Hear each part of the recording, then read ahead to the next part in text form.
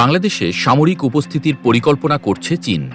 সম্প্রতি যুক্তরাষ্ট্রের গোয়েন্দা সংস্থা ডিফেন্স ইন্টেলিজেন্স এজেন্সি ডিআইএ প্রকাশিত এক প্রতিবেদনে এমনই ইঙ্গিত দেওয়া হয়েছে। প্রতিবেদনে বলা হয়েছে, চীন কেবল নিজেদের ভূখণ্ডেই নয়, বরং দূরবর্তী অঞ্চলগুলোতেও সামরিক উপস্থিতি জোরদার করতে চায়।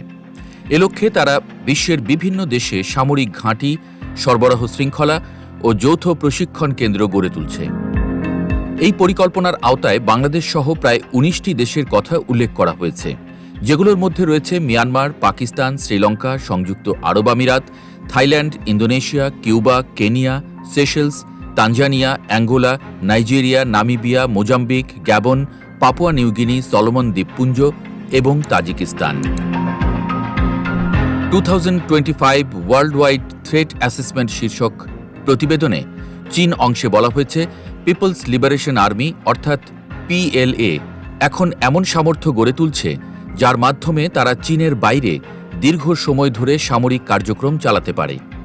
এর পাশাপাশি বিদেশে অবকাঠামো নির্মাণ এবং অংশীদার বাহিনীর সঙ্গে যৌথ মহড়া ও সহায়তামূলক কার্যক্রম পরিচালনার প্রস্তুতিও নেওয়া হচ্ছে। প্রতিবেদনে আরও বলা হয়, চীন বিশ্বের প্রধান শক্তি হওয়ার কৌশলগত লক্ষ্যে অগ্রসর হচ্ছে। তাইওয়ানকে মূল ভূখণ্ড চীনের সঙ্গে একীভূত করা, প্রযুক্তিতে স্বনির্ভরতা অর্জন এবং যুক্তরাষ্ট্র ও তার মিত্রদের প্রভাব খর্ব করার লক্ষ্যে বহুমুখী পদক্ষেপ নিচ্ছে দেশটি।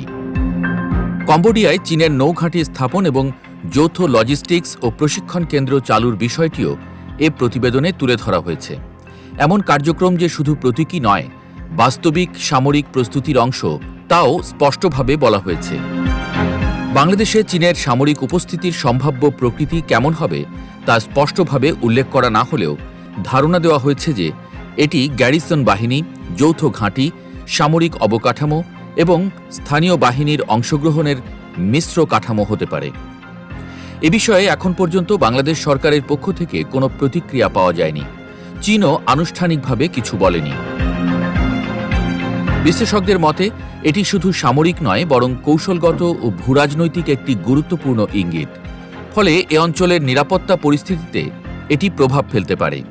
এ অঞ্চলে চীনের প্রভাব ঠেকাতে নতুন পরিকল্পনা সাজাতে পারে যুক্তরাষ্ট্র।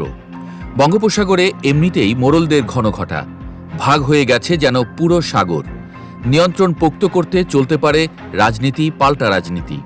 তাছাড়া সবচেয়ে বড় ভয় অজুহাতের রাজনীতি। এর মাঝখানে পড়ে গরিব দেশগুলো চিঁড়ে চ্যাপ্টা হয়ে যেতে পারে। তাই সব দিক দেখেই পা ফেলতে হবে বাংলাদেশকে।